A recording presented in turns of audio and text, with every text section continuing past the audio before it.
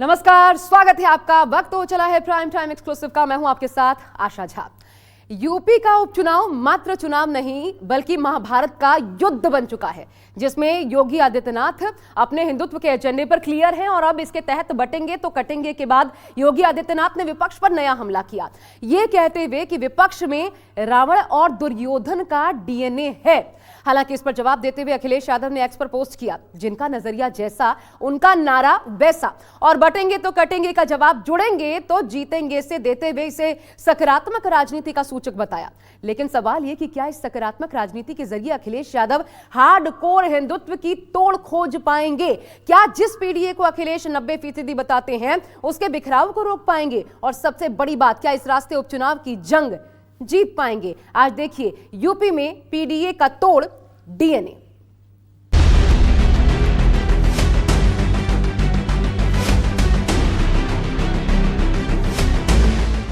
ये बांटने वाले तत्व, इनमें रावण और दुर्योधन का ही डीएनए इसमें काम कर रहा है।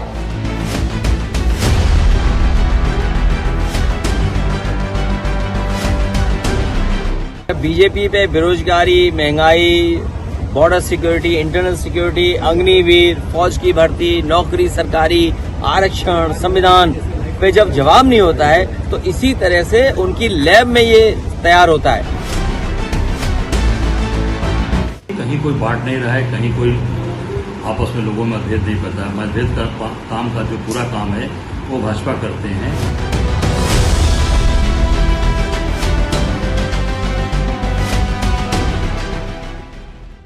देश का सबसे बड़ा सूबा उत्तर प्रदेश, वो प्रदेश जहां से देश की राजनीति की दशा और दिशा तय होती, वो सूबा जिसे देश की राजनीति की पाठशाला कहा जाता। एक बार फिर इस सूबे में चुनावी सरगर्मियां तेज हैं और तेज है नेताओं की जुबानी तलवार की धार। बटेंगे तो कटेंगे, तो बटेगा न कटेगा, और जो ऐसी बातें करेगा बाद में। पीडीए की रणनीति बीजेपी के कोई भी खराब नारे का मुकाबला करेगी। 13 नवंबर को यूपी की 9 विधानसभा सीटों पर उपचुनाव होना है। ऐसे में सभी दलों ने अपनी पूरी ताकत झोंक दी। हालांकि सीधा मुकाबला एनडीए बनाम इंडिया गठबंधन के बीच माना जा रहा है। ऐसे में चाहे योगी हो या फिर अखिलेश, दोनों यूपी की जनता को अपने पाले में लाने के लिए हर वो जतन कर रहे हैं जिसके दम पर उपचुनाव में जीत दर्ज की जा सके। हालात ये हो गए हैं कि अब बात डीएनए तक पहुंच चुकी है। आज जब प्रहार हो रहे हैं, कोई जाति के नाम पे बांट रहा है, कोई क्षेत्र के नाम पे बांट रहा है, कोई भाषा के नाम पे बांट रहा है, कोई अव्यवस्था पैदा कर रहा है। याद करना, ये बांटने वाले तत्व, इनमें रावण और दुर्योधन का ही डीएनए इसमें काम कर रहा है। ये वही काम कर रहे हैं जो त्रेता युग में रावण ने किया था। जब भी आप इन लोगों को, बांटने वाले तत्वों को धोखे से अगर मौका दे दिया, ये फिर वही काम करेंगे। गुंडागिर्दी का, अराजकता का, दंगा कराने का, किसी बहन की सुरक्षा के लिए ये लोग खतरा पैदा होंगे। कहीं पर गरीबों की जमीनों पर कब्जा करेंगे, कहीं व्यापारी का अपहरण करेंगे, कहीं राह चलते हुए किसी राहगीर को गोली मारेंगे। सुना आपने, ये सूबे के सीएम योगी आदित्यनाथ का विपक्ष पर करारा हमला। ये वो आरोप है जिसके दम पर विपक्ष लगातार बीजेपी को घेरता आया है। लेकिन इस बार सीएम योगी ने यह आरोप विपक्ष पर लगाया। उनका साफ कहना है कि विपक्ष जात पात में लोगों को बांटकर अपना उल्लू सीधा करना चाहती है। हालांकि विपक्ष इससे इत्तेफाक नहीं रखता। यूपी कांग्रेस अध्यक्ष अजय राय ने योगी के इस बयान पर पलटवार करते हुए कहा कि बांटने की राजनीति बीजेपी करती है और इंडिया गठबंधन हमेशा जोड़ने की बात करता है। हम अपने अंदर बैठे हुए भगवान राम को जागृत करते हैं कि रावण को करते हैं, ये हमारे अंदर बैठा हुआ है। तो निश्चित तौर से आज भाजपा के जो लोग हैं वो पूरी तरीके से, जिस तरीके से अपने आप को जागृत कर रहे हैं, तोड़ने का काम कर रहे हैं। तो आज ये राम राज की इन्होंने परिकल्पना दिखाई थी, पर पूरी तरीके से रावण राज चल रहा है। रावण राज को योगी जी बढ़ावा दे रहे हैं। ये भाजपा का काम है। ये पूरी तरीके से ये विपक्ष है, इंडिया गठबंधन है, कांग्रेस है, मजबूती से अपना काम कर रही है। राहुल जी के नेतृत्व में पूरा देश एकजुट है। दरअसल यूपी उपचुनाव सिर्फ उपचुनाव नहीं रह गया, बल्कि ये वर्चस्व की वो लड़ाई बन गई है जिसके सहारे योगी और अखिलेश 2027 के सत्ता को साधने के मिशन पर काम कर रहे हैं। उन्हें पता है कि अगर उपचुनाव की जंग जीत ली तो 2027 में सत्ता के सिंहासन को पाना आसान हो जाएगा। यही वजह है कि दोनों नेता लगातार जनता को अपने पाले में लाने के लिए एक दूसरे पर आरोप प्रत्यारोप कर रहे हैं। अब कोई जबरन कानून को हाथ में लेगा तो उसे भी मालूम है कि कानून उसको फांसी के फंदे तक लेके चला जाएगा। अगर कोई किसी बेटी पर हाथ डालेगा, किसी रात चलती हुई किसी बहन पर की इज्जत के साथ खिलवाड़ करेगा तो उसे भी मालूम है कि ये रास्ता उसे दुर्योधन और दुशासन की गति को प्राप्त प्रदान कर देगा। रावण और कुंभकर्ण की तरह ही उसकी भी दुर्गति कर देगा। ये 9 के 9 चुनाव भारतीय जनता पार्टी के लोग हारने जा रहे हैं। पीडीए की ताकत बढ़ती चली जा रही है, पीडीए से लोग जुड़ते चले जा रहे हैं। यूपी के सियासत में ये बात किसी से छिपी नहीं है कि यूपी की राजनीति में धर्म और जाति का खासा प्रभाव रहता है। माना जाता है कि मतदाता पहले ये देखता है कि कौन सा प्रत्याशी किस जाति धर्म का है। यही वजह है कि सभी दल जातीय समीकरण को साधने के लिए किसी भी हद तक जाने से गुरेज नहीं करते। एक तरफ सीएम योगी जहां हिंदू एकता के नारे के साथ आगे बढ़ रहे हैं, तो वहीं दूसरी तरफ अखिलेश पीडीए समीकरण के सहारे चुनावी वैतरणी पार करने में लगे। राष्ट्र तब सशक्त होगा जब हम एक रहेंगे, नेक रहेंगे, तभी नेक रहेंगे। बटेंगे तो कटेंगे।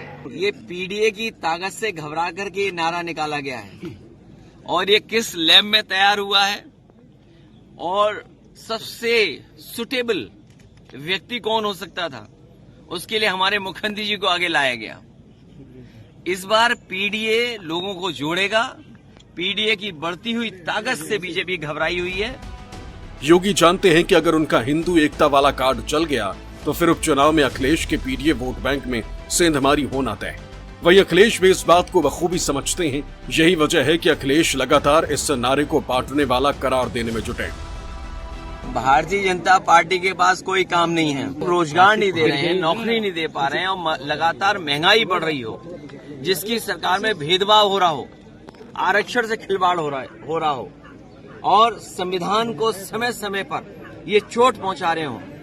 इनके पास इसी तरह के जुमले हैं कि हैशटैग चलाएंगे, किसी के बारे में गलत भाषा का इस्तेमाल करेंगे, गलत नारे बनाएंगे। और जो नारा बना था जिस लैब से, वो लैब वाले भी स्वीकार कर रहे हैं कि पीडीए का कोई मुकाबला नहीं है, पीडीए परिवार का सामना नहीं कर सकते ये लोग। एक तरफ अखिलेश खुद के सकारात्मक राजनीति का दावा कर रहे हैं। ये अखिलेश का सोशल मीडिया एक्स पर किया सबसे लेटेस्ट पोस्ट है, जिसमें लिखा है, जिनका नजरिया जैसा उनका नारा वैसा, जुड़ेंगे तो जीतेंगे। सकारात्मक राजनीति, साथ में योगी और अपनी पोस्टर को शेयर किया है, जिसमें बीजेपी के पोस्टर में लिखा है बटेंगे तो कटेंगे। वही उनके पोस्टर पर लिखा है जुड़ेंगे तो जीतेंगे। उत्तर प्रदेश में लगातार 2 बार से बीजेपी यूपी की सत्ता पर काबिज है, तो वहीं दूसरी तरफ साल 2024 के लोकसभा चुनाव से अखिलेश यादव खासे उत्साहित हैं। अखिलेश को ये लगता है कि अगर पीडीए परिवार का साथ उनके साथ बना रहा तो न सिर्फ यूपी के उपचुनाव बल्कि साल 2027 के विधानसभा चुनाव में भी वो बीजेपी को सत्ता से बेदखल कर सकते हैं। और यही वजह है कि अब समाजवादी पार्टी ने भी पोस्टर वॉर का सहारा ले लिया है, जिसकी वजह से यूपी की सियासत में सरगर्मियां बढ़ने लगी हैं। शायद ही कोई उपचुनाव इससे पहले सूबे में ऐसा हुआ हो जहां जीत से कोई समीकरण ना बदल रहा, लेकिन माहौल इतना टेंशन भरा। एक तरफ जुबानी जंग अपने चरम पर है तो दूसरी तरफ पोस्टर वॉर का दौर भी शुरू हो गया। चाहे बीजेपी हो या फिर समाजवादी पार्टी, दोनों ही दलों में पोस्टर के सहारे एक दूसरे को नीचा दिखाने की होड़ मची। हालांकि ये कितना असर करेगी ये तो जनता जनार्दन को तय करना है। ये जो दौर है, दरअसल लोकसभा चुनाव और उत्तर प्रदेश के 2027 के विधानसभा आम चुनाव के बीच का जो उपचुनाव है, ये एक फीलिंग द ब्लैंक जैसी सिचुएशन है, जिसमें नए प्रयोग किए जा रहे हैं और टेस्ट किया जा रहा है कि 2027 तक क्या चीजें चलेंगी, किस तरह का नैरेटिव क्रिएट किया जा सकता है। तो ये इसी का फल है कि एक नए तरीके की होर्डिंग दिख रही है। कोई 27 का सत्ताधीश है, कोई 27 के लिए जरूरी है, 27 का खेवनहार है, कोई जीते एक रहेंगे तो जीतेंगे, कोई बटेंगे तो कटेंगे है। तो ये इस तरीके की चीजें चलती रहती हैं। दरअसल उपचुनाव के सहारे योगी और अखिलेश 2027 का समीकरण साधना चाहते हैं। दोनों ही नेता अपनी राजनीतिक स्वीकार्यता के लिए जुटे। एक तरफ योगी ने उपचुनाव की कमान खुद संभाल ली है, तो वहीं अखिलेश लगातार हर सीट पर अपने नेताओं और कार्यकर्ताओं के साथ चुनावी रणनीति सेट करने में जुटे। आखिर किन मुद्दों के सहारे और किन समीकरणों के साथ दोनों ही गठबंधन दल लगे हैं, आइए उसे समझते हैं। एक तरफ एनडीए हार्डकोर हिंदुत्व और जीरो टॉलरेंस के मुद्दे पर चुनावी मैदान में, तो वहीं दूसरी तरफ इंडिया गठबंधन आरक्षण और संविधान के मुद्दे पर सत्ता पक्ष को घेरने में लगा। एक तरफ योगी सहयोगियों के साथ तालमेल बनाने में लगे हैं, तो वहीं इंडिया गठबंधन में एकजुटता नजर आ रही। एनडीए में जहां पीडीए को हिंदुत्व से जोड़ने पर जोर दिया जा रहा है, तो वहीं इंडिया गठबंधन पीडीए के साथ साथ अगड़े वोट बैंक पर भी फोकस कर रहा है। 2024 के लोकसभा चुनाव में ओबीसी वोट बैंक में सेंधमारी के बाद जहां एनडीए इस वोट बैंक को एकजुट करने में लगा है, तो वहीं इंडिया गठबंधन हर मोर्चे पर कोऑर्डिनेशन बनाने की कोशिश कर रहा है। लेकिन बहुत कठिन है डगर 27 की, दोनों ही धड़ों के लिए, और इसमें जीतेगा वही जो परसेप्शन गढ़ने में कामयाब होता नजर आएगा, क्योंकि चुनाव है, कब कैसे पलट जाए कहा नहीं जा सकता। राम राज्य का मतलब बिना भेदभाव के शासन की योजना का लाभ समाज के हर तबके को प्राप्त होना। बिना भेदभाव के शासन की योजना का लाभ प्राप्त होना। न जाति के नाम पर भेदभाव, न क्षेत्र के नाम पर, न भाषा के नाम पर। और यही तो कार्य 10 वर्षों से प्रधानमंत्री मोदी जी के नेतृत्व में भारतीय जनता पार्टी की सरकार ने किया है। समाजवादी और कांग्रेस की जो रणनीति है उसी से पस्त हो गए। अगर रणनीति हमारी है तो उनके भी नेताओं के जो गठबंधन है उनके नेताओं को टिकट क्यों नहीं मिली? कौन कौन मनाने गया, कौन कौन उन्हें स्वार्थ और लालच दे रहा है? समाजवादी पार्टी और कांग्रेस हम विपक्ष में हैं, हम किसी को लाभ नहीं दे सकते, हम अपनी बात कर सकते हैं, लड़ सकते हैं। ये हमारी स्ट्रेटेजी का हिस्सा है कि हमारे रणनीति है कि हम लोग मिल करके इस तरह लड़ रहे हैं, न केवल अभी लड़ रहे हैं, इंडिया गठबंधन मजबूत करेंगे और 27 में भी इनको हराने का काम करेंगे। तो दावा दोनों ओर से है, लेकिन सवाल यह है कि क्या नारों से जीतेंगे उपचुनाव? क्योंकि एक एक करके बड़े बड़े बयान सामने आ रहे हैं। एक एक करके हम आपको दिखाते हैं कौन से बयान अब तक उपचुनाव से पहले सामने आए हैं जिसने नैरेटिव सेट करने का काम किया है। सबसे पहले तो योगी आदित्यनाथ सीएम की बात कर लेते हैं। उन्होंने सबसे अहम बयान दिया था जिस पर अब सब कुछ ये लड़ाई चल पड़ी है। 27 अगस्त को कहा था बटेंगे तो कटेंगे। उसके बाद अखिलेश यादव का बयान आया 25 अक्टूबर को, और उन्होंने कहा पीडीए न बटेगा न कटेगा। फिर इस लड़ाई में शिवपाल यादव भी कूद पड़े। उन्होंने एक कदम आगे बढ़कर अपने अंदाज में धमका दिया, कहा ना बटेगा ना कटेगा, जो जैसी बात करेगा वो पिटेगा। अब लेकिन सबसे अहम ये रहा कि जब इसी बयान को कश्मीर में 31 अक्टूबर को पीएम नरेंद्र मोदी अलग अंदाज में कहते दिखे, कहा कि एक है तो सेफ है। हिंदू एकता की बात कहते हुए प्रधानमंत्री ने विपक्ष पर निशाना साधा और अब योगी आदित्यनाथ के विपक्ष के डीएनए पर सवाल सामने आए हैं। 31 अक्टूबर को ही दिवाली के दिन मुख्यमंत्री ने कहा बांटने वालों में दुर्योधन और रावण का डीएनए है।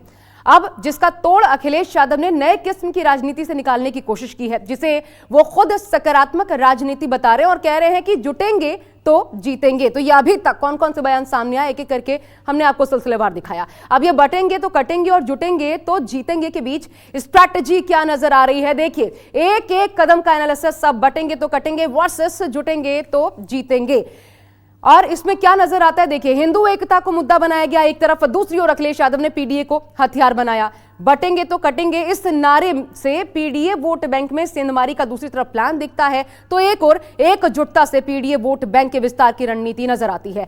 योगी आदित्यनाथ की कोशिश है कि हिंदू हितैषी छवि बनाई जाए, दूसरी ओर सबका साथ सबका विकास वाला फॉर्मूला यानी उलट दिखाई दे रही है स्थिति। कभी बीजेपी का नारा था सबका साथ सबका विकास, अब अखिलेश यादव दोहरा रहे हैं। ये नारे यूपी में अहमियत इसलिए रखते हैं क्योंकि 80% आबादी जो है वो हिंदू है, जबकि अखिलेश यादव जिस पीडीए की बात करते हैं वो 86.5% है। इसलिए लड़ाई नेक टू नेक कही जा सकती है। पलड़ा जो है वो बराबरी का नजर आता है, और जो इसमें बाजी मारेगा यकीनन 27 का सत्ताधीश वही कहलाएगा। योगी जानते हैं कि इस बार उनकी राहें आसान नहीं। यही वजह है कि वो लगातार अपने हार्डकोर हिंदुत्व के साथ साथ विपक्ष पर बांटने का आरोप लगा रहे हैं। हालांकि योगी के बयान को विपक्ष उनकी हताशा और निराशा करार दे रहा है। समाजवादी पार्टी और कांग्रेस जैसे दल निजी स्वार्थ और परिवार के लिए राजनीति करते हैं और इस स्वार्थ की पूर्ति के लिए किसी भी हद तक नीचे गिर सकते हैं। जैसे रावण और दुर्योधन जैसे लोगों ने अपने निजी स्वार्थ के लिए, अपनी काम पिपासा की पूर्ति के लिए समाज को बांटा और भयंकर रक्तपात किया।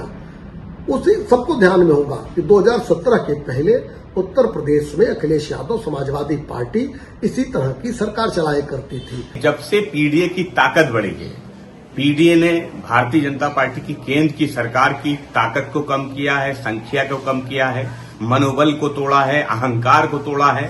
तब से भारतीय जनता पार्टी, उनकी भाषा बदल गई है, तरह तरह के बयान, तरह तरह की बातें कर रहे हैं, रावण की बात कर रहे हैं। समाजवादी पार्टी समझती कि भारतीय जनता पार्टी में जिस तरह की छटपटाहट है पीडीए को लेके, वो साफ नजर आती है। मुख्यमंत्री जी विपक्ष को दुर्योधन और रावण बताने का काम कर रहे हैं। जिस विपक्ष ने इस संविधान को बचाने के लिए लड़ाई लड़ी, श्री राहुल गांधी जी ने पूरे देश में 10,000 किलोमीटर से ज्यादा की भारत जोड़ो यात्रा की, लोगों के दुख दर्द को बांटने का काम किया, उनके दुख दर्द को समझा और सरकार के सामने सवाल बनाकर खड़ा किया। इन सब विषयों पर बोलने के लिए जवाब नहीं है, इसीलिए विपक्ष पर तोहमत गढ़ रहे हैं। दरअसल इस चुनाव में विपक्ष सत्ता पक्ष पर लगातार हमलावर है। हर एक मुद्दे को पीडीए से जोड़ रहा ताकि ये नैरेटिव सेट किया जा सके कि योगी सरकार पिछड़ा, दलित और अल्पसंख्यक विरोधी है। अखिलेश यादव लगातार योगी सरकार पर प्रशासनिक अमले के दुरुपयोग का आरोप लगा रहे हैं। बीजेपी अपने कार्यकर्ताओं के माध्यम से चुनाव नहीं लड़ रही है, अधिकारियों के माध्यम से चुनाव लड़ रही है। और जो पार्टी अधिकारियों के साथ चुनाव लड़ने लगे, समझ लो उसकी हार निश्चित है। 2027 को साधने के लिए अखिलेश हर रणनीति पर काम कर रहे हैं। अखिलेश इंडिया गठबंधन को एकजुट रखना चाहते हैं, साथ ही पीडीए वोट बैंक को मजबूत रखने की रणनीति पर काम कर रहे हैं। उपचुनाव में हर सीट का फीडबैक ले रहे हैं, सरकार की नीति पर लगातार सवाल उठा रहे हैं। साथ ही संविधान और आरक्षण विरोधी नैरेटिव बीजेपी के खिलाफ सेट कर जनता के बीच पीडीए हितैषी होने का संदेश दे रहे हैं। यूपी की सियासत में ये बात साफ है कि ब्राह्मण, राजपूत और वैश्य वर्ग पर अभी भी भाजपा की मजबूत पकड़ बनी हुई, लेकिन पिछड़े, दलित और अल्पसंख्यक वोट बैंक में सेंधमारी हुई, जिसे योगी किसी भी कीमत पर 2027 से पहले दुरुस्त कर लेना चाहते। यही वजह है कि एक तरफ वो हार्डकोर हिंदुत्व की बात कर रहे हैं, तो वहीं दूसरी तरफ लॉ एंड ऑर्डर के मुद्दे पर विरोधियों को घेर रहे हैं। उत्तर प्रदेश के समाजवादी पार्टी ने दंगा प्रदेश बना दिया। आज उत्तर प्रदेश रक्षा उत्पादन में आत्मनिर्भरता के लक्ष्य को प्राप्त कर रहा है। दरअसल 9 सीटों पर होने वाले उपचुनाव में लोकसभा की जीत से अखिलेश को थोड़ा एज जरूर मिला है, लेकिन एक बात साफ है कि समाजवादी पार्टी बीजेपी को हल्के में लेने की कोशिश नहीं करेगी। इस बार उत्तर प्रदेश में हम 9 विधानसभा की सीटें जीतने के साथ कुंदर की भी रिकॉर्ड मतों से जीतने का काम भारतीय जनता पार्टी करेगी। तो जनता को पूरा भरोसा हो गया है कि चुनाव विकास पर ही जनता करेगी। आने वाले उपचुनाव में तरस रहे नहीं, पूरे प्रदेश में जहाँ 9 सीटों पर चुनाव हो रहे हैं और जहाँ 10वीं सीट पे चुनाव कराने की बात ये लोग नहीं कर पा रहे हैं, तो 1 नेशन 1 इलेक्शन की बात करते हैं, वो एक विधानसभा में साथ में चुनाव नहीं करा पा रहे हैं। तो इनकी दोगली बातों को दर्शाने वाला काम है। उत्तर प्रदेश की सियासत पूरी तरह से ओबीसी पर केंद्रित हो गई। लोकसभा चुनाव में इस बार ओबीसी जातियों का वोटिंग पैटर्न देखें तो बीजेपी और उसके सहयोगी दलों के वोट फीसदी में गिरावट देखने को मिली थी। यही वजह है कि बीजेपी का पूरा फोकस ओबीसी और दलित वोटर्स पर है, जिन्हें साधने के लिए लगातार कोशिश की जा रही है। लोकसभा चुनाव के बाद से बीजेपी और मोदी सरकार में यूपी में जिन नेताओं की नियुक्ति हुई है, उनमें ओबीसी और दलित समाज के नेता हैं। उत्तर प्रदेश में बीजेपी ने ओबीसी के दम पर ही अपना सियासी वनवास खत्म किया था। साल 2014 में बीजेपी ने गैर यादव ओबीसी और गैर जाटों दलितों को लामबंद करके उसका सियासी लाभ भी लिया था। लेकिन साल 2024 के लोकसभा चुनाव में सपा के पीडीए ने उसमें सेंधमारी कर दी, जिसकी वजह से कुर्मी, कोयरी और निषाद जैसी ओबीसी जातियां समाजवादी पार्टी की तरफ शिफ्ट हो गईं और बीजेपी उत्तर प्रदेश में नंबर 2 की पार्टी बन गई। और यही वजह है कि बीजेपी एक बार फिर ओबीसी और दलितों को लामबंद करने की कवायद में जुटी हुई है। दरअसल अखिलेश के पीडीए फॉर्मूले ने बीजेपी को ऐसा डेंट दिया है कि अब बीजेपी फूंक फूंक कर कदम रख रही। यहां तक कि सीटों पर उम्मीदवारों के चयन में भी उसने बहुत सोच विचार के बाद अपना दांव चला, क्योंकि 2024 के लोकसभा चुनाव में पार्टी इसका खामियाजा भुगत चुकी। वहीं अखिलेश लगातार पीडीए के बहाने बीजेपी पर वार कर रहे हैं, उसे पीडीए विरोधी करार देने में जुटे हैं। ऐसे में यूपी उपचुनाव अब सिर्फ एक चुनाव नहीं रह गया, बल्कि ये चुनाव अब तय करेगा कि 2027 में यूपी के सिंहासन पर कौन विराजमान होगा और किसे जनता नकार देगी। शायद किसी ने सोचा ना होगा कि उपचुनाव की लड़ाई इतनी टफ हो जाएगी, आर पार की लड़ाई और साख बचाने की लड़ाई बन जाएगी। अब उपचुनाव में योगी और अखिलेश के बीच आखिरकार इनके सामने चुनौतियां कौन सी है, एक एक करके वो भी हम आपको दिखा देते हैं। दोनों चेहरे आपके सामने। तो सबसे पहली चुनौती है सहयोगी दलों की। योगी के लिए निषाद पार्टी चुनौती बनी हुई है, तो समाजवादी पार्टी और कांग्रेस में कोऑर्डिनेशन पर संशय है, भले ऊपर से सब कुछ ठीक दिखाया जा रहा हो। दूसरी बड़ी बात, मंडल वर्सेस कमंडल की भी चुनौती है। बीजेपी के हिंदुत्व एजेंडे का क्योंकि टेस्टिंग ग्राउंड बन गया है ये उपचुनाव, और अखिलेश के पीडीए फॉर्मूले की भी अग्नि परीक्षा इसी उपचुनाव होनी है। तीसरी बड़ी बात, वोट बैंक की लड़ाई साफ तौर पर नजर आ रही है। अखिलेश के पीडीए वोट बैंक का टेस्ट है, कितना इंटैक्ट ये रहता है। तो दूसरी ओर बीजेपी के गैर यादव और ओबीसी जाटव दलित वोट बैंक का भी टेस्ट होगा, जिस पर हिंदुत्व कार्ड का कितना असर पड़ा इसका भी एनालिसिस होगा। इसके अलावा एक और मुद्दा है, चौथा, लॉ एंड ऑर्डर का। इसे योगी सरकार उपलब्धि बताती है, उसे विपक्ष मुद्दा बना रहा है। अफसरशाही पर सीधे सीधे विपक्ष सवाल उठाता है। और पांचवी बड़ी बात, संगठन का टेस्ट होगा, संगठन की मजबूती की परीक्षा होगी और जमीनी स्तर पर पकड़ की लड़ाई में पता चलेगा कि कौन कितने पानी में है। अब भीषण रण में मुद्दों की जंग, किसके कौन से मुद्दे हैं जिस पर बैटिंग की जा रही है, एक एक करके आपको दिखाते हैं। देखिए, एनडीए वर्सेस इंडिया गठबंधन, एक तरफ हिंदू एकता, दूसरी तरफ पीडीए, ये तमाम मुद्दे हैं जिसको लेकर के ये उतरे हैं। लॉ एंड ऑर्डर और प्रशासन की मनमानी, माफिया राज का अंत, फेक एनकाउंटर, ये तमाम चीजें जो कि शामिल की जा रही है और इन पर एक दूसरे पर निशाना साधा जाता है। इसके अलावा सरकारी नौकरियों में भर्तियां और बेरोजगारी, जो सबसे बड़ा मुद्दा विपक्ष ने बनाया हुआ है। तो मुद्दे तो है, लेकिन लड़ाई ये नैरेटिव की हो रही है, जिसकी बिसात दोनों तरफ से बिछाई जा चुकी है। अब किसका कितना असर, उपचुनाव इसका जवाब देगा और इसी आधार पर 27 की फील्ड तैयार होगी। फिलहाल बस इतना ही, एक छोटा सा ब्रेक ले रहे हैं। आप देखते रहिए न्यूज़ 24।